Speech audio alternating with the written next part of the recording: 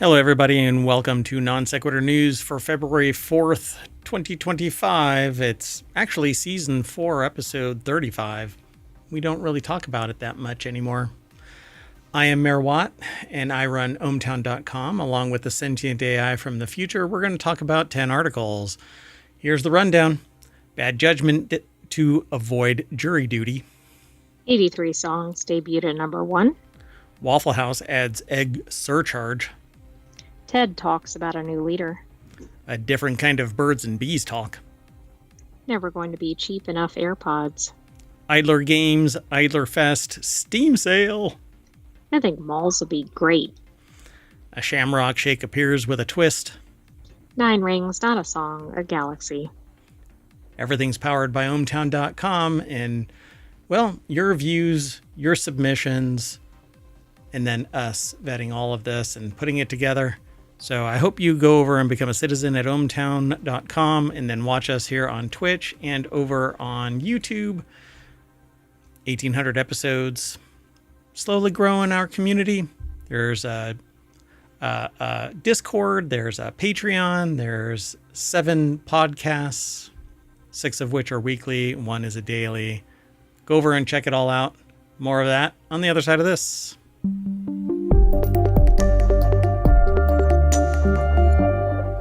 All right, folks. Hello, sentient AI from the future. Hello, Mayor Watt, and hello, hometown citizens. So just to start the show out, I already put Bang NSN in the chat, and that tells Omatron to punch out all of the episodes from the last, or all of the articles from the last episode. That's this episode. So if you hear this in the future, every time you do that in the chat over on Twitch, it will do that as well. So Bang NSN for Non Sequitur News, and there's a bunch of others. There's 6 others for each of our weekend shows. There's 6 weekend shows. Anyway, thanks for joining, co-host. Thanks for having me, Mayor Watt. So the visualizer is working, and if you watch the show live, then you get to see the visualizer. And let me make sure that everything is working over on YouTube real quick. Doot and doot. All right.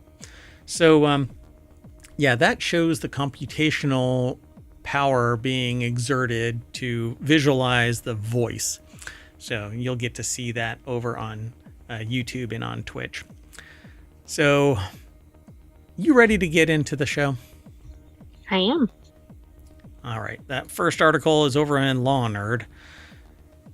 I've already titled today's episode as What is Going On? And that might actually be a catch line for Non Sequitur News. We'll see. Right. I mean, that applies. What's going on? So what is going on? Well, a town court judge resigns after using this excuse to avoid jury duty. I guess courts hate this one trick. I don't know how that works, but let's go. Let's just jump over to ABA Journal, which is where this is sourced from, abajournal.com. Deborah Cassens-Weiss put the article together. Judge T. Snyder of Petersburg Town Court in New York agreed to resign. Confusing. Yeah, I'm Peterstown. I merged it all together. So, but man, all of this just screams like tiny town, but I don't know if it really is. A town court judge in Rensselaer County, New York, has resigned after allegedly asserting that he should not serve on a grand jury because he is a judge, and he thinks that people who appear in his court are guilty. Now, wait, what? And yes, the town has about 1,300 people. Wow. Okay, so how long was this guy a judge? And now you have to go back and look at every finding that he's made. Exactly. I mean, you know, you're a judge. You're supposed to be neutral. This is the equivalent of a bad cop, really. Right? Nobody should appear in front of a judge and automatically be guilty. This is shocking. It's really kind of astounding. Yeah. So they agreed to resign and never return to the bench, according to a February 4th press release by the New York State Commission on Judicial Conduct, although he might be approached and given another job anyway. I know everybody come in front of me. I know they are guilty. They would not be in front of me. They were a judge for about a decade. Oh my freaking goodness. After being told to take a seat, Snyder raised his hand and approached the Rensselaer County judge presiding over the grand jury impanelment, according to the transcript. I just think I cannot do it because being a judge and everything, Snyder said. So the person says, the judge, the grand jury judge, the person is so honest, it's almost a positive. At least you realize that you're not impartial, right? But so the judge says, That's true. Most people won't identify that. Yeah. The grand jury judge asks, you don't think you can be impartial? And Snyder responds with, no, it would not be fair. When appearing for testimony on the ethics case in July 2024, Snyder said that he thought that people who appear before him did something wrong, and that's how they got a ticket, the ethics complaint said. In my court, I treat everybody the same. Is this like a traffic court judge or something? Doesn't it sound like it? I don't know. Yeah, I don't think that it says anything about, right? You'd have to read the transcript and the actual complaint probably to extract. Presiding over a grand jury, that's not, there was a judge that was over the grand jury, but that's, I think, all that they really talk about. So Snyder represented himself before the commission. He is not a lawyer, but he did take judicial training. He has been a judge since 2014. Yeah. I stayed at a Holiday Inn. Wow. But that gives everybody who has reasonable intelligence a bad name. And this makes it impossible to be a judge without being a lawyer. But reasonable people can evaluate. Absolutely, but unfortunately, this example is going to stand out. But it is what it is. Wow. Honest to a fault. I thought it would be all kinds of reasons, and then, really? I'm sure the grand jury was kind of like, wait, what? I can't be impartial, so make me a judge. Good God. Let's keep going. Moving on. Got to move on. So the next article is over on the Non Sequitur News channel. That's this show. And a channel over on ohmtown.com. Go over and become a citizen. Only 83 songs have debuted at number one in the history of the Billboard Hot 100. And here they all are, but we will not be going through them. Business Insider did. BusinessInsider.com. Callie Algram put this article together. So they say that the Hot 100, Billboard Hot 100, was launched in 1958, and only 83 songs have debuted at the top. That's not a lot. Travis Scott's 4x4 is the most recent song to achieve this feat. Drake has the most on the list. I wonder why. And listen to the complete playlist on Business Insider's Spotify. And they have a link. Oh, interesting. That's awesome. I don't know if I'd be able to survive that, but okay. We're going to run through the list really quick and see if we want to pry something interesting from this. Well over 1,000 songs have reached the coveted number one spot, but it's far more difficult for a song to debut in the top position. Basically, pre-marketing before launch is almost, yeah. I was thinking a really catchy song or something from a very established artist, right? Yeah, like I was going to say something like Kenny Rogers or something. I'm sure Kenny Rogers is in there somewhere. I was thinking like a Taylor Swift or something. Like there's such a following that if a new song drops. Maybe. I wanted to come up with something more obscure, but I just couldn't think fast enough. So let's see. You're Not Alone by Michael Jackson is the number one on the list. Michael Jackson was the first artist to achieve this feat with You Are Not Alone, which debuted at number one on the chart dated September 2nd, 1995. So I would have thought something like Thriller or something for Michael Jackson. So this thing launched in 1958, and it didn't get a debut number one until 1995. Sorry, I didn't even really realize this was the first. Yeah, I see. That's really surprising. But if anybody was going to do it. that was less marketing available, right? Before internet really took off, etc. Yeah, I mean, it would have had to have been really expensive pre-marketing, like, hey, Michael Jackson's about to release this, and then it's all radio driven. Well, true. So then, if it's played everywhere, okay, maybe that'll happen. But Fascinating. So Fantasy by Mariah Carey, Exhale, Shoop Shoop by Whitney Houston. the shoop shoop is very important. That's right. One Sweet Day by Mariah Carey and Boys to Men. This is interesting that all these are from the same time frame. 95, the top four were. 95, 95, 95. Oh, maybe they're in chronological order. Got it. Well, I don't know. They're in chronological order in the way that they appeared on the list. Yes. Right. I didn't realize that. So I'm like, why are they all from the same time frame? But what happened in 95? Exactly. Was there some difference in how music was played or marketed? I mean, it wasn't when MTV or anything started, because that had been around for a while at that point. I want to see something. It's 2 years after the World Wide Web was publicly launched. That might be what it is. April 30th, 1993, the World Wide Web was released to the public. So within 2 years, maybe people were talking about this. AKA the internet for our younger listeners. Oh, yeah. True. Made me feel so old. That's pretty fascinating because all of this, 97, it is in chronological order. So what the hell? Now I want to know. There's a professor of rock. Oh, yeah. This I wonder might be if I can worth ask. submitting for an episode. Yeah, I think I'm going to send an email and see if they'll talk about it. Candle in the Wind, 97.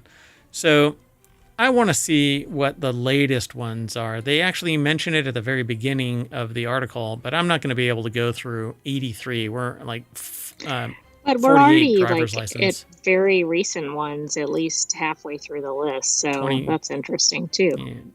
These are like pandemic era songs. Driver's License by Olivia Rodrigo. Right. I saw Cardigan by Taylor Swift go by. Gotcha. Peaches by Justin Bieber.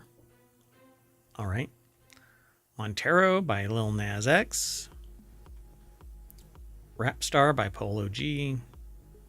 Good for you, Olivia Rodrigo. It's basically when somebody starts going viral nowadays, right? That's when they show up. Permission to Dance by BTS. So. There's another one by BTS. All Too Well, Taylor's version, because she re-recorded everything from her. Right, and we don't know if her original was a number one. Yep. You know what? Wouldn't that be interesting if All Too Well never really got to number one, but the remake because did? Now she's much more well known. Because that was from one of her early albums. Yeah, this was from Red, Taylor's version, which simultaneously debuted atop the Billboard 200. So All Too Well was included in the updated Red track list. I don't know how. I don't know. The record was previously held by Don McLean's 1972 hit American Pie. The longest number one hit of all time. Wow. Interesting. So Harry Styles, etc. You know, I mean, these are all modern, obviously, because they are in chronological order. As how they appeared on, who is that? Olivia Rodrigo is back. Is it Young Cook? I think it's Young Cook, featuring Lotto. That's 7.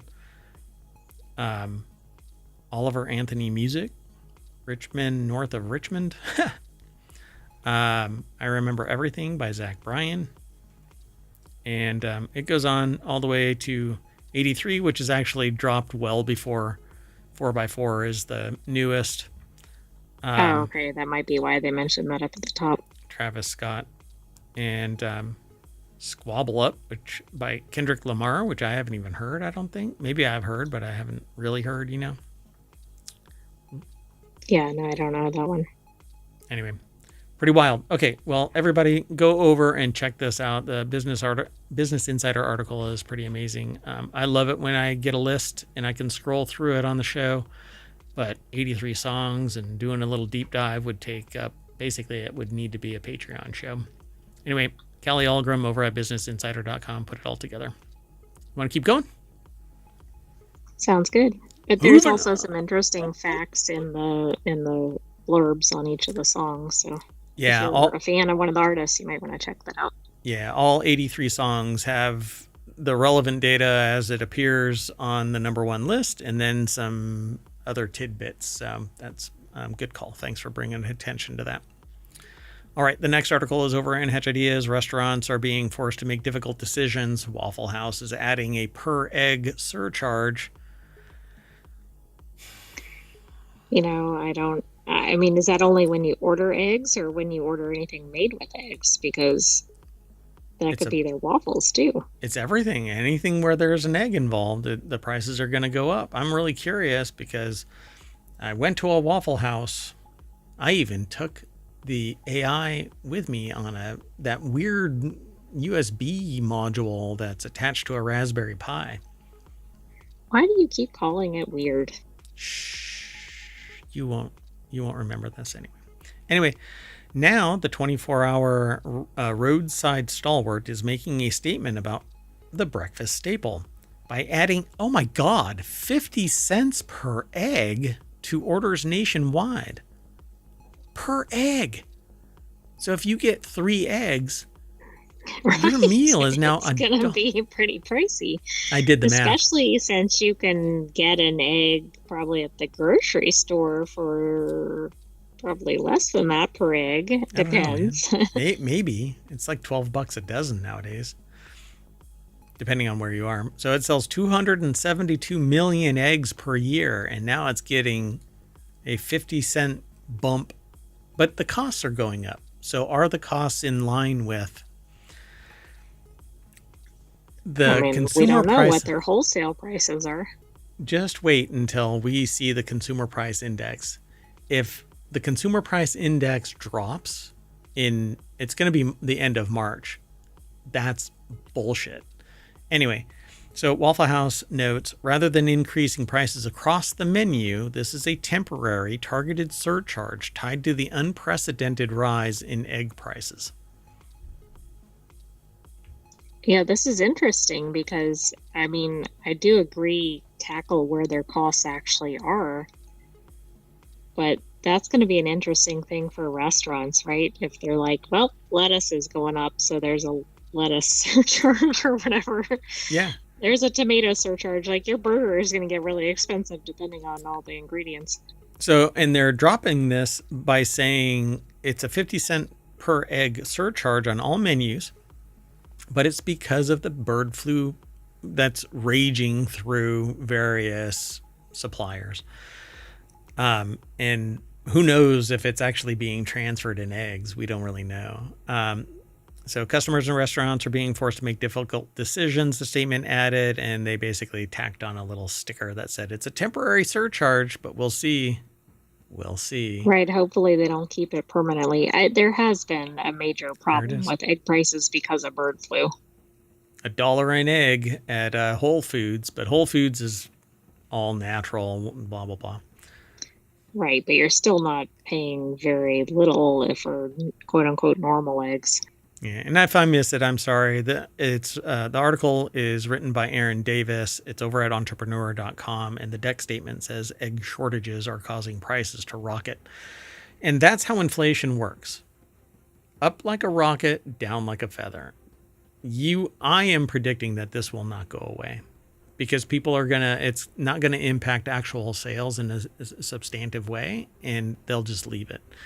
Or it'll be dropped in half and then picked up again 6 months later, another 25 cents. I think that it'll be there in perpetuity, y'all, because, everything's doing so well. All right. You want to go on to the next? And I really like Waffle House. I do. I mean, this is pretty alarming. Yep. Time to go get some Waffle House food, but not eggs. But everything is in it. So I wonder. They say per egg, so I guess I'll have to go in and I'll bring your Raspberry Pi in the battery pack so that you can use your the what do you call it? Forgot what it's called. The gas chromatograph and the mass spectrometer, Mm-hmm. spectrometer that is attached to your Raspberry Pi, so that you can analyze the chemical makeup of the waffle. Okay. Moving on. I've Okay, so a decade ago, TED Talks was relevant in my world. It was on the scene and it was doing something revolutionary and promoting knowledge and things that are interesting. I have not heard a peep about TED Talks. I use TED Talk videos tactically in my presentations. Like, I show a little bit and I say, think like this and blah blah blah. Or well, people used to think like this back in the before times. Well, anyway, TED Talks has put out an all call. I'm not sure what that is. Is that like a cattle call, like in the modeling industry? You know how they call it cattle calls if you want to show up and get your pictures taken and stuff like that? They call them cattle Oh, calls. for modeling or Yeah, something. yeah, yeah. An all call for a new You know leader. what it is? Is it just a call? TED is 25 years old. Chris Anderson, who has run TED for 25 years, is looking to bestow the operation on anyone who has a good plan for its future. He announced in a blog post, TED is known for its TED Talks, where ideas from tech to humor have been explored. It has featured various people. I'm not even going to go into a list, but anyway. The article is over at techcrunch.com. Julie Bort put the article together, and the deck statement is underneath the title, underneath the caption of the image, and underneath the byline. TED Talks has put out an all call for a new leader. The organization sprawls across live events, massive YouTube, social media channels, a media empire, podcast, newsletters, education, a charity with a $25 million reserve, which isn't really that much, and other units. Anderson says the applicant process is open call to anyone. He also points out that TED is a nonprofit, says he's never taken a salary, and isn't looking for personal financial benefit from the new steward. So literally looking for somebody that's just passionate about TED Talks. Well, folks, I give a TED Talk every day right here. Well, exactly. Maybe you should apply. You know what I'm going to do? Maybe I'll apply because I actually want to talk about tech, but it's You not could at least, well, and also you could talk about it on the show. I could promote it every time. Hey, this episode is brought to you by TED Talks. But I want to do my own TED Talks. So, and I want to do 50 shows with people. Like, not me, but ohmTown. Right, exactly. Yeah. ohmTown wants to be kind of a TED Talks thing, but anyway. Pretty fascinating. They say that they've never taken a salary. Where do these people get their money from? They must... Who knows? Maybe they're independently wealthy before they founded it. That must be it. I'm just grinding away. All right, let's move on. I'm in love with bees, even though bees don't love me. Maybe they do. They love me so much that they sting me. Yeah. So I have been fascinated by this bee QR code thing. It keeps kind of buzzing in my head, and I would love for somebody to spin that up. I have so many projects going that there's just no way that I can do it. But I think that it would be fairly easy. You just put a camera pointing down and watching for the QR codes, and it scans it and displays when it leaves and displays when it comes back. And you know that your bee is working, and you can adopt a QR code bee. That sounds amazing. Bees are pretty cool.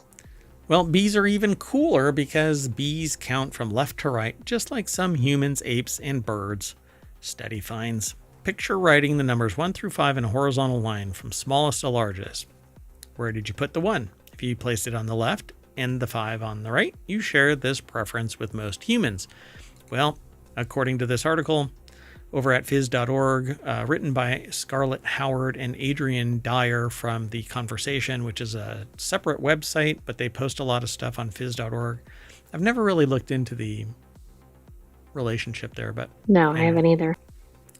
So bees count from left to right, just like some humans, apes, and birds, according to the study.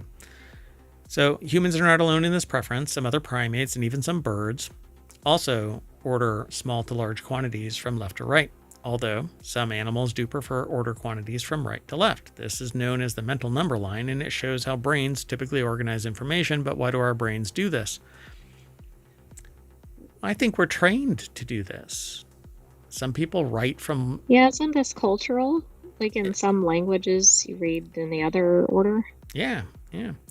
And even up and down. I mean, it doesn't make any sense. Right, So yeah, it's not just side to side. Yeah. So why do our brains do this? To investigate how and why brains order numbers, it's sometimes useful to step back in time. How did a common ancestor of humans and insects order information? And to find out, they compare the results of humans and bees. They last shared the common ancestor more than 600 million years ago, but there is no empirical proof of that because unless they have a time machine, they couldn't go back. No, they probably have just constructed an evolutionary chain or something and figured out that we're both related to, say, whales or whatever it is.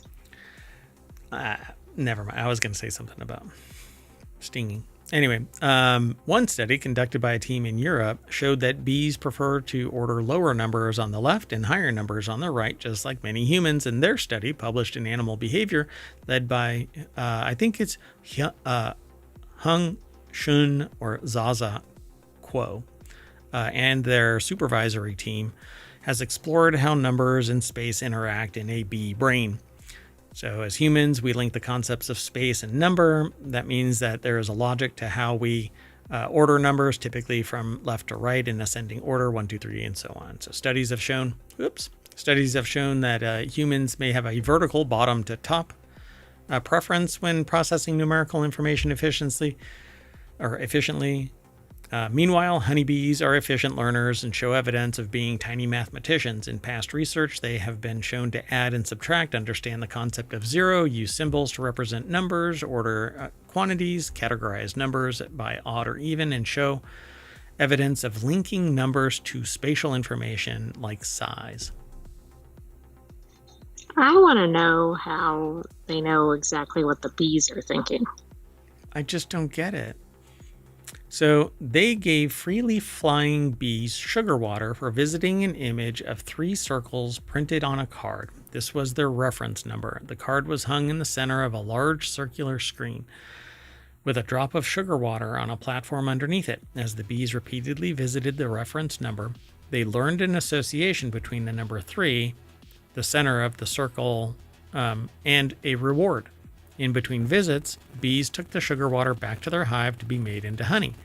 After the bees learned to associate number 3 and a space, middle, with a reward, they tested them on numbers higher and lower than 3 to see if they had linked space and number. We showed bees images of a higher number, 4 circles, and a lower number, 2 circles. Two identical images of 4 shapes were shown simultaneously on the left and right sides of the screen. If bees preferred the larger number on the right, they would fly to the quantity of 4 presented on the right more than 4 was presented on the left. I'm not following that. Yeah, I don't get it. So 2 identical images of 4 shapes were shown simultaneously on the left and right sides of the screen.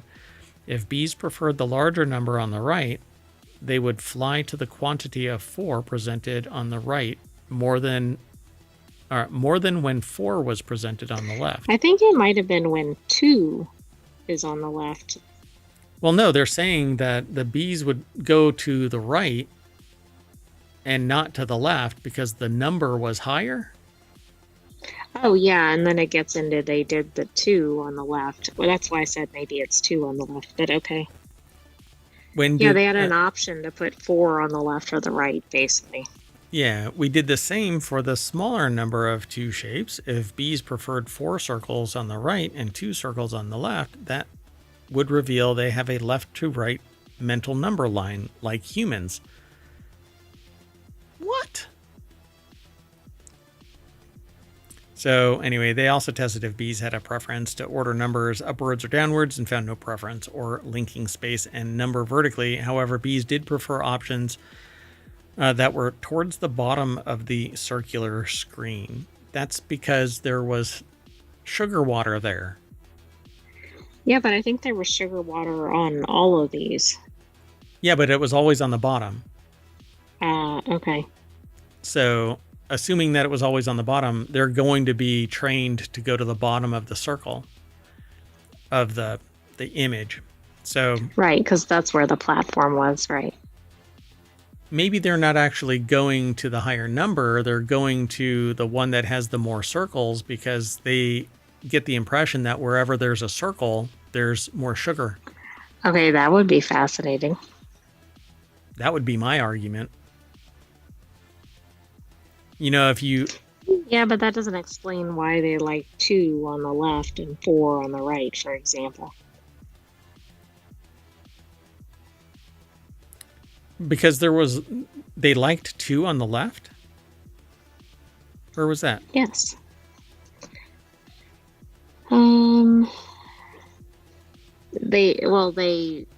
They kind of imply it on this paragraph right there. This one here? Yeah, they always picked 4 on the right, and I think they picked 2 on the left. If bees preferred 4 circles on the right and 2 circles on the left, that would reveal that they have a left to right mental number line. But again, if they equated more sugar water to the number of circles, I think that's what's missing here. Because the original was a circle with sugar water. And so if they see a circle and then they go, there's sugar water, and then they go, there's Right, 4 they think circles. there's more sugar water, yeah. So now they need to control for that. Huh. All right. Make it I think we need to just do ESP or something and talk to the bees and go, which numbers do you like? Which order What's do you up? put What's them in? up? Yeah, exactly. What do you like? All right, let's keep going. The next article is over in Non Sequitur News. How to buy cheap AirPods from the TSA. And I titled this, Never Going to Be Cheap Enough AirPods. Just no. Because Yeah, I can imagine that these are leftover tech. Discover how to buy cheap Apple AirPods through TSA auctions on GovDeals, scoring tech deals at low prices. So how to buy cheap AirPods from the TSA. Right, but this could be cheap fill in the blank. It doesn't have to be AirPods. Yeah, TSA... Anyway, so Robert Thorpe over at Newsweek.com put this article together, and they say, looking for budget-friendly way to score Apple AirPods? You might be surprised to learn that the TSA could be your next go-to source. Never in a million years. These have to be found, right? Countless pairs are left behind at airport security they're like checkpoints. lost and found. Yeah. First generation new AirPods can cost up to $249. However, countless pairs are left behind at airport security checkpoints, creating an unexpected opportunity for savvy shoppers. TSA auctions off these lost items through the platform like GovDeals. Get it while it's hot. This not only helps buyers save money, but also reduces waste from unclaimed gadgets. TSA partners with online auction sites like GovDeals, where government agencies sell surplus and unclaimed property. Listings can include high-demand gadgets like AirPods, laptops, other electronics. The auctions provide a variety of items where they were either confiscated at airport security checkpoints or left unclaimed. So yeah, you can go. Some of the bidding, it says, is $11. I don't know. I mean, that would be a good deal if it's something you're comfortable buying as used. Yeah, I'm not going to put anything in my ear that was found rolling around in an airport. Yeah. Anyway, GovDeals sounds like a deal for other things, computers and other tech. Exactly. That's where I'd be interested to check things like laptop prices, etc. I once bought an industrial printer. from a government auction site. And UPS dropped it off of the back gate. Like loading dock or whatever. Mm-hmm. Yeah. And then backed into it, crushing it against the loading dock. And then they delivered it. Moving on. Next article is over in the Marble channel. I never understood the hype for idler games until Steam's Idler Fest sale. Now they get it. As they're typing this, a little frog dude named Ropuka is chopping away at overgrown grass on a floating island. That island, blending naturally into my desktop and sitting next to my Slack client, is from Ropuka's Idle Island, a game that they recently grabbed from Steam's Idler Fest. Where they once would have confidently written off the thought of an idler game. They're so happy that they're eating their words. So I love idle games. I don't really play them Is that because like a cozy game? It is. But these things typically just sit and they grind away, and you give them directions and they stay running and grinding away. Matt Vatanka, Vatanka. Over at Vice.com put the article together. The deck statement says, true happiness comes from watching a little frog cut grass on your desktop. There it is. Little frog cutting grass. Okay, that's fun. Yep. So if you can install it on your work computer, not everybody can, then this would be great. Just kind of sitting there, chopping away. Why would you want a game that plays by itself? It's the question they'd ask themselves. Seeing the myriad of idler games on Steam storefront and popping up on their friends list, Cookie Clicker, Eidolon, Melvor Idle. I've played Eidolon and Cookie Clicker. There's a ton of those to choose from, and they never understood the appeal. They play games to, play them, after all. Not to have another program running in the background, checking every so often for the thrill of big numbers. So this is Cookie Clicker, where you get more and more it just stuff. Depends on the kind of game you want to play. Yeah. And that's it. Yeah, these are pretty chill. There's no twitch reflexes required. There's no impassioned plea for being saved. There's no corpse no walk. No pressure to keep playing it. Like you can leave it and come back to it. Just nothing. I mean, it's the closest to a non-interactive No Man's Sky, because No Man's Sky, you're not really required to do anything until you want to go and do something. Other games, you have to do something, otherwise you die, and then you have to walk for an hour to get your corpse. Right. So immediately the immaculate vibes hit them like a wave. Ambient sounds of chirping birds and blowing wind accompany its lo-fi soundtrack while Rapuka naps on his lawn chair. The grass that covers his floating island is overgrown, and every so often Rapuka stands up and snips away at a few patches before returning to rest again. As he accumulates more grass, they can upgrade stamina, cutting power, and the quality of the grass that he retrieves. This sounds like a cute game. So I'll go and get it and try it out. And maybe that's what I'll be doing the summer of stream, just cozy games and idle games.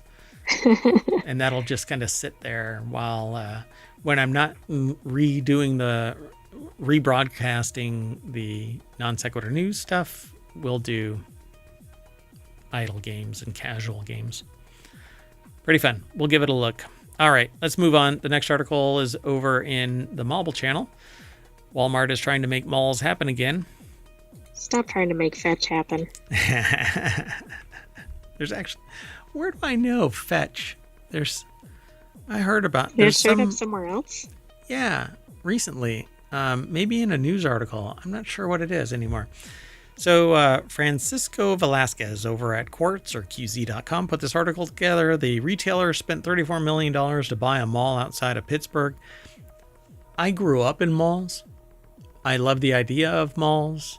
You can meet friends in malls. You can meet new people who become friends in malls. You can make new friends in malls. It's interactive. It's social. I mean, I guess you could live in a mall based on that description. And some people nowadays do because the mall actually closed down and got converted into office and or retail. Well, yeah, that's true. And one place in San Diego used to be known as Horton Plaza is now a mixed use work Oh, mall okay. environment and live work mall and work by live kind of a thing. And I loved Horton Plaza. It was a blast because it was like Dr. Seuss built it, right? Right, he actually did design it. And it's just a blast to walk around. So the retail giant purchased Monroeville Mall, located just outside of Pittsburgh, for a reported $34 million in cash. While the retailer didn't share specific plans for the 186-acre property for $34 million near the city, right? Does that seem low? Yeah, 186 acres. Well, the But two-story... nobody wants malls anymore, so maybe they're seeing a buying opportunity here. And I think that is a cultural shift that needs to come back. I think that the only way that people are going to meet people anymore is in person, because they're not meeting online. There's too much of an issue there. You know, like, you don't know what you're getting into. You can spend hours texting with somebody, sending emails through an app and all of that kind of stuff. Right, it may not even be the person you think you're corresponding with. Correct. I think that we need to go back to the old ways of meeting people, which is social. You have to actually meet. The only way to do that is to encourage people to get together. That's from the before times. Way before times, before Amazon. So while I really embrace technology, I am beyond that phase.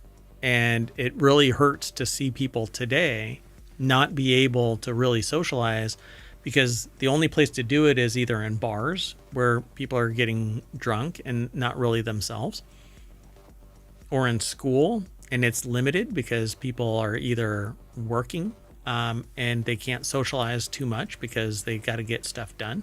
But I see it a lot that some people are socializing, but it's not as broad spectrum. It's not as interactive. We need more places for humans to meet other humans, and not just online talking shit at each other. Pardon my language. Well, anyway, the two-story Monroe Mall, which houses retailers like Dick's Sporting Goods, Forever 21, and a curbside Best Buy, has faced the same challenges as many shopping centers today. Declining foot traffic, the rise of e-commerce, and the closure of major anchors. In response, malls across the U.S. have started to reinvent themselves. Some have been converted into apartments, fulfillment centers, or entertainment venues. For instance, Costco plans to house roughly 800 apartments above one of its locations in South Los Angeles. Very interesting. Yeah. Sounds like what you were describing. Yeah, we actually talked about that in a Non Sequitur. Walmart's latest purchase aligns with this broader trend to repurpose outdated retail spaces. And I think that we just need to build indoor malls that allow people to casually walk about, find entertainment as well as food and places to just hang out, and then buy stuff if they so choose. But usually the rent has been going through the roof because there's a profit margin that needs to be made, investors in that property. And then it becomes untenable because it isn't just, hey, we need 5% to pay all of our bills and have some juice left over. It's always, every quarter, need to be 15% more profit, need to be 15% more profit. It doesn't work that way. So it says Walmart tapped real estate firm Cypress Equities to spearhead the redevelopment, which the company told CNBC is expected to be retail-driven, mixed-use project. So they're going to be basically doing what I said, mixed use. Right, exactly. I mean, certainly if this is unutilized buildings, that sounds like a good thing. I don't know if the customer base is there, though. Yeah, exactly. Because it's a cultural shift. We're not going there anymore. That said, I don't really like mergers and acquisitions, and this is definitely an acquisition, and it's all going to be under the Walmart brand, owned by the Walmart corporation, blah, blah, blah. All right, let's move on. We need everything broken up more in terms of businesses competing, because otherwise it's just going to be 5 corporations that own everything. Anyway, the next article is over on the mobile channel. McDonald's is bringing back the Shamrock Shake with a twist. I don't know what the nostalgic twist is, but it's bringing back its popular Shamrock Shake. That's the Shamrock Shake. That's all we need to know. Yeah, there you go. On February 10th, it's coming back. I know what the twist is. It's going to be $15. Right. There'll be a Shamrock surcharge. It's going to be the 1978 nostalgic inflation twist. Francisco Velasquez again. McDonald's is reviving the iconic staple with an old mascot. Oh, really? Old mascot? What? After decades in the background, he's packing his bags to reunite with his nephew Grimace to celebrate the return of the popular treat. Have you ever heard of Uncle O'Grimacy? Uncle O'Grimacy? What the hell? No. Hell no. Oh, that's interesting. Uh-huh. It's green. I've never heard of that with McDonald's. I've never heard of that too. The timing of the Shamrock Shake promotion is critical as McDonald's continues to recover from the aftermath of an E. coli outbreak linked to its Quarter Pounders last October. Although the promotion may not impact earnings in the near term, McDonald's is hoping that nostalgia and its charitable tie-in with a help drive traffic, or it has a charitable tie-in. Where is that? Did we miss it? It must be up above. Yeah, there. Oh, okay. Oh, there it is. Ronald McDonald House. McDonald House. Yeah. For every Shamrock Shake sold at participating locations, McDonald's will donate 25 cents to RMHC, which is... Maybe they should donate. Yeah, but they could sell millions of these. I mean... I get it. I get it. Anyway, the goal is to raise $5 million to support families with... Is that dismissive when I say that? Like, I get it. Is that dismissive of a comment? Like, hey, it could raise... It could be. $10 million. Can somebody perceive it? Kind of depends on how it's said, I think. All right. Well, McDonald's is hoping that nostalgia and its charitable tie-in will help drive traffic and boost sales. In August 2024, its Collector's Cup meals proved so successful they started selling for up to $100 a cup on third-party websites like eBay. But here's the deal with that. None of that is going to a charity. None of that is helping a charity. Exactly. If you're going to get it, go buy it direct so the donation occurs. It's so sad. But see, the thing is that they'll run out and then there's nothing but the scalpers profiteering off of these. Okay, go make a donation instead of paying the same amount of money on the website. Yeah, go give 50 cents to McDonald's, and if the cups are gone, just buy a regular old Shamrock Shake and donate an extra 50 cents. And maybe that's what they should do. If it says it's a limited time thing too. Yeah, probably. Well, I mean, it is. It's going to be a limited time thing. So how often are they going to sell out entirely? I don't know. Along with the Shamrock Shake. Probably every day. They've brought back the $5 meal deal and its McValue menu as it aims to attract budget-conscious consumers. In November 2024, it said it was bringing back its cult classic McRib for a limited time, which... I had a nostalgic memory of it being yummy, but when I had it, I did not like it. It was gross. Sorry, McDonald's. I love your fries. Well, I don't know anymore, but I used to love your fries. Then you changed something in them. The oil changed. Anyway, the company is set to report earnings on February 10th before the bell, coinciding with the Shamrock Shake launch. While the promotion won't directly affect those results, it could provide momentum.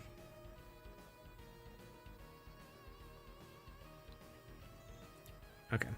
Sorry. Non Sequitur News. So the next article, I know. The next article They're is... what? I'm sorry. It's non sequitur, so sometimes I get pulled away by an alert. So Hubble hits the bullseye, a galaxy with record-breaking 9 rings. And whenever I hear that 9 rings, I burst into Ariana song. Grande? Yes. I can't hit the high notes like that, and I don't have one of those kind of... How do you describe... I don't want to ask you how to describe that voice, but anyway, a galaxy in the distant universe has 9 rings around it. A galaxy has 9 rings around it?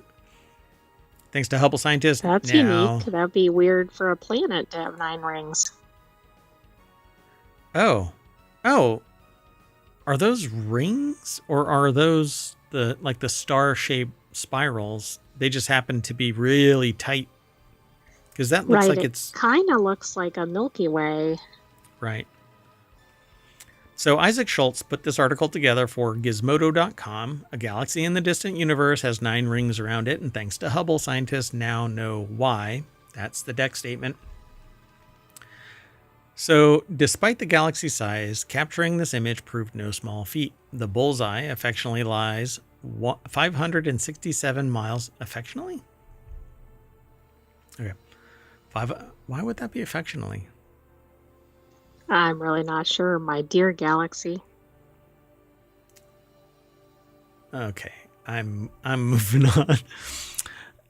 So it lies 567 million light years from Earth, making it a rather distant object to capture in detail, but Hubble is a veteran at imaging galaxies, and the recent image reveals more rings around the bullseye than previously known. The bullseye is now confirmed to have 9 rings, 8 of which are visible to Hubble. Researchers confirmed the existence of the 9th ring by studying data from the W.M. Keck Observatory, and that means that the bullseye has 6 more rings than any other known galaxy. Overachiever. Very interesting. Mm-hmm. Let's see. Even more compelling than the sheer number of rings around the galaxy was the way the bullseye accrued them. Researchers believe that a tiny blue dwarf flew through the bullseye about 50 million years ago, producing the rings in the same way a rock is thrown into a pond, producing ripples. Okay, that's interesting too.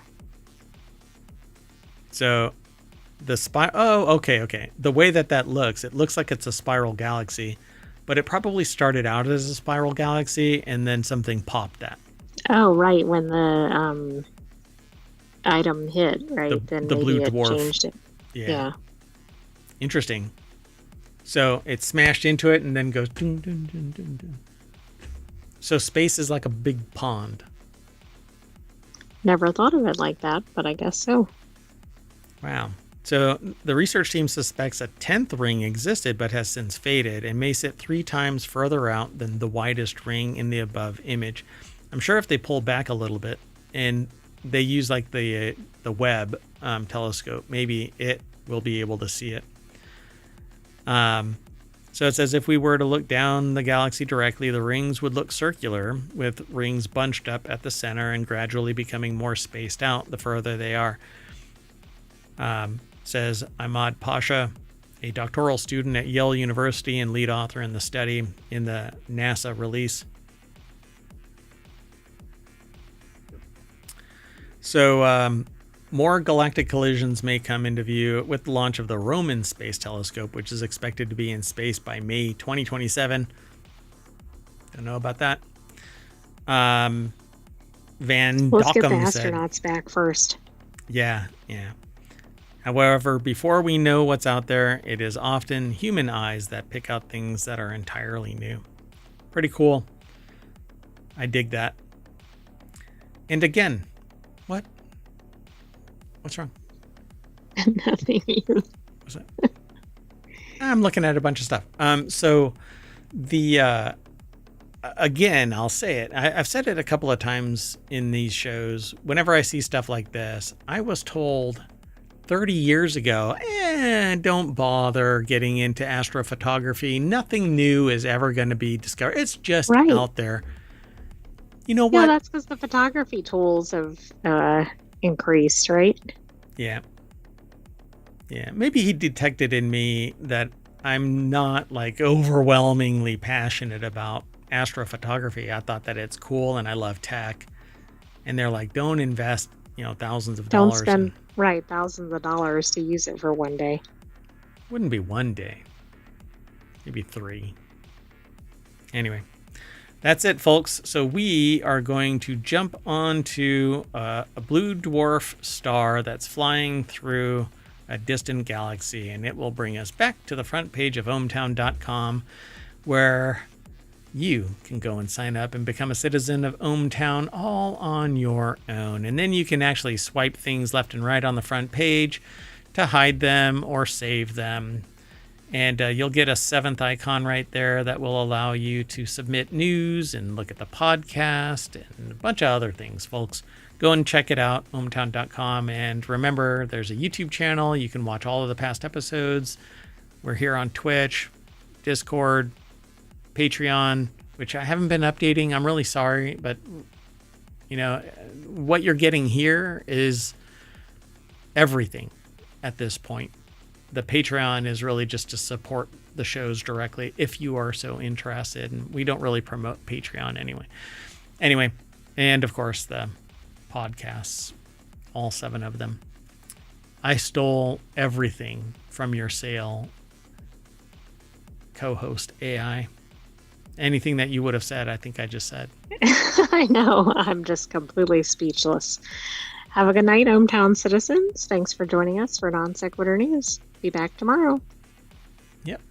See you soon. Bye-bye.